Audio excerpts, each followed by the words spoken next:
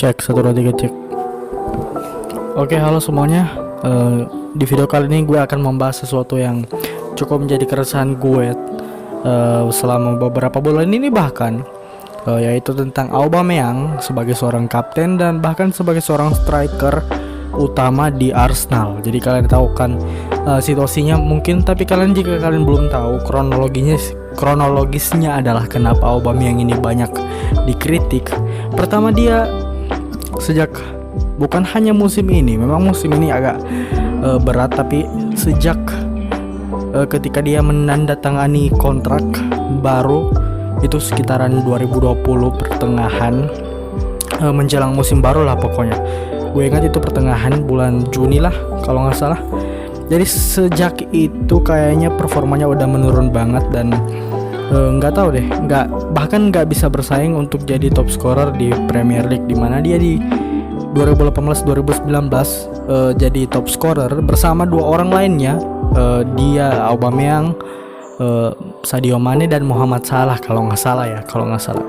Correct me if I'm wrong, tapi ya dia emang bagus banget. Dan bahkan di musim selanjutnya, walaupun bukan menjadi top scorer, dia juga nyaris jadi top scorer karena menjadi contender, salah satu pesaing dari Jamie Vardy yang waktu itu memenangkan Golden Boot Premier League. Tapi sejak saat itu, sejak dia menandatangani kontrak sejak musim 2020-2021, nurun banget pak, entah kenapa ya. Dan bahkan di musim ini lebih parah lagi, dia otomatis dia yang akan paling disorot karena Arteta sekarang di beberapa match terakhir setelah lawan Liverpool kalau nggak salah, setelah dibantai lawan City, mungkin sejak lawan Leicester ya. Pokoknya beberapa match terakhir ini Arteta kan pakai formasi 4-1-4-1. Jadinya enggak 4-4-1-1. Jadinya Aubameyang kan yang otomatis disorot lah ya, karena dia satu orang saja di depan, hanya dia sendirian, nggak pakai winger yang benar-benar winger ya posisinya, ditempatinnya. Jadinya pastinya dia yang akan disorot gitu loh dibandingkan musim lalu. Dan apalagi di musim ini fans udah kembali ke stadion, jadinya mereka bisa melihat langsung bagaimana performa dari Aubameyang. Dan tentunya sebagai seorang striker utama, sebagai seorang penyerang utama, yang diharapkan dari dia tentunya adalah gol.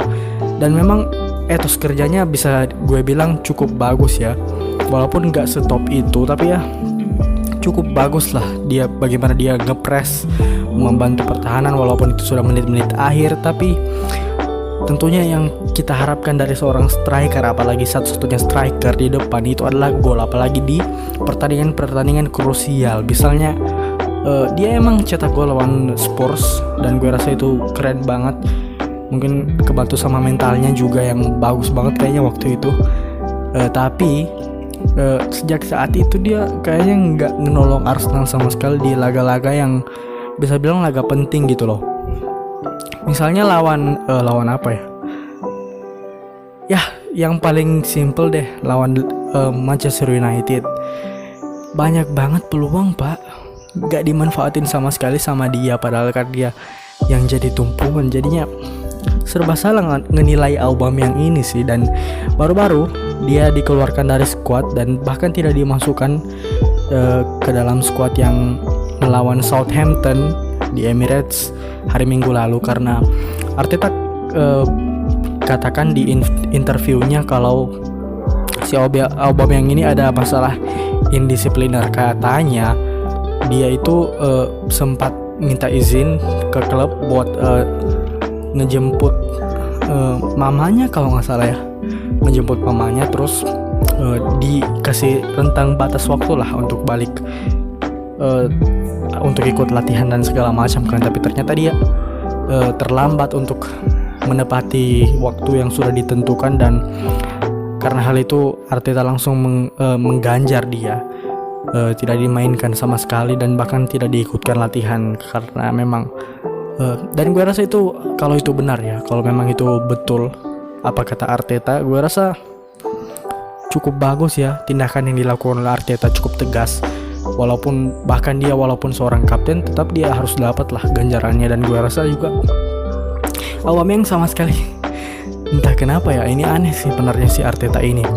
Aubameyang nggak punya ciri khas seorang kapten sih di dalam dirinya. Mungkin di timnasnya dia bagus jadi kapten kalau nggak salah ya di Gabon, tapi di Arsenal nggak kelihatan sama sekali leadershipnya itu. Dan bahkan kalau mau jujur ya, leadership dari seorang Ramsdale yang berani menegur dan menyemangati rekan timnya itu lebih bagus loh daripada si Aubameyang ini yang bahkan diam-diam baik dia.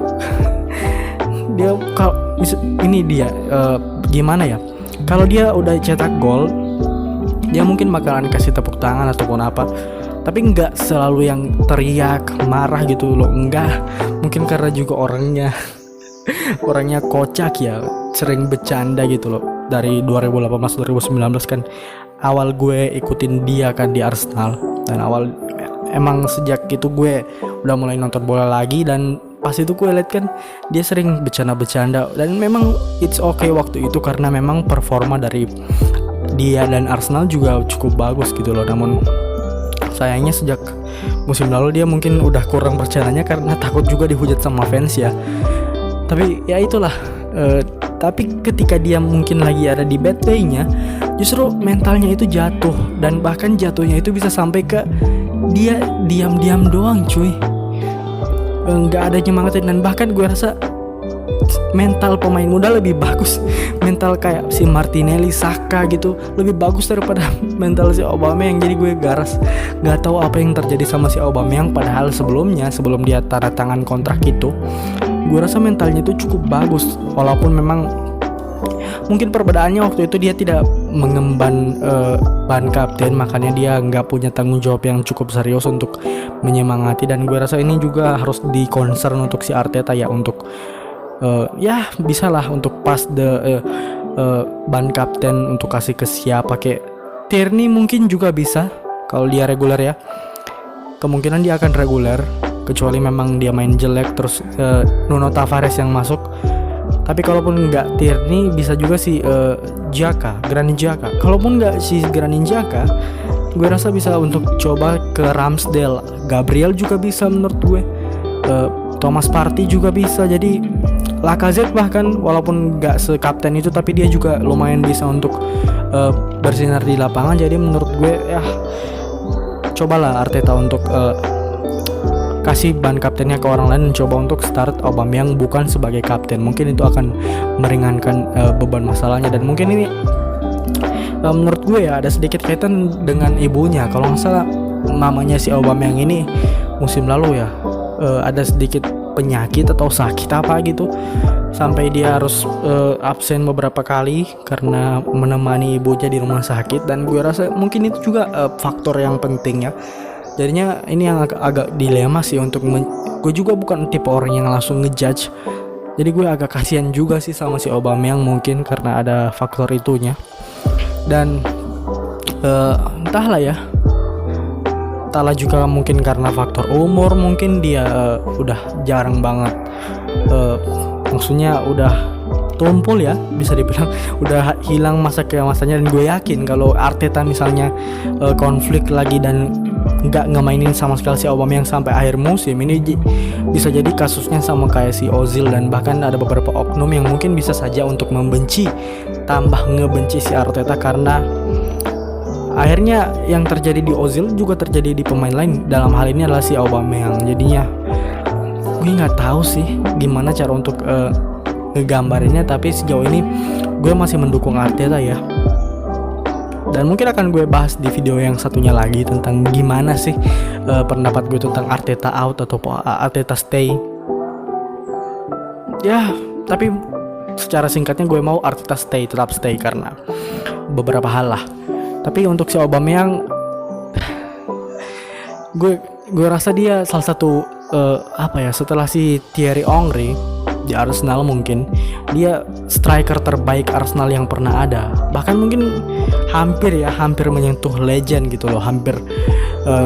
Kalaupun dia beberapa tahun ke depan masih di Arsenal, mungkin dia akan jadi seorang legend yang mungkin satu tingkat di bawah Thierry Henry, karena benar-benar apa ya, dia ini gila. Dari musim 2018 2019 dan 2019 2020 dia ini udah berapa kali gitu ngenyelamatin Arsenal, bro. Gak ingat kalian tentang Man City yang kita kalahin di semifinal FA Cup 2020 lalu pas Covid. Terus kita menang lawan Chelsea, itu kan berkat juga gol Aubameyang. Jadi banyak sekali match di mana Aubameyang ini menyelamatkan kita, dan memang ada beberapa match yang tak terhindarkan juga. Dia juga nggak bisa menyelamatin terus, dia kan bukan Ronaldo. Bahkan Ronaldo sendiri pun nggak bisa juga menyelamatin MU terus kan, maksud gue. Jadi ada juga beberapa match yang dia miss, tapi gue rasa 2 musim itu entahlah ya, 2017-2018 kan dia masuk, tapi gue nggak nonton Arsenal sebegitunya gitu loh pas tahun itu ataupun musim itu. Jadi menurut gue 2 musim itu adalah musim yang paling memorable mungkin buat gue, karena gue itu berhenti nonton bola sekitaran tahun 2012-2013, musim 2012-2013, karena udah nggak fun menurut gue. Maksudnya circle gue juga nggak ada yang nonton bola pada saat itu ya, tapi gue nonton ulang 2018-2019, dan mungkin itu karena faktor itu juga.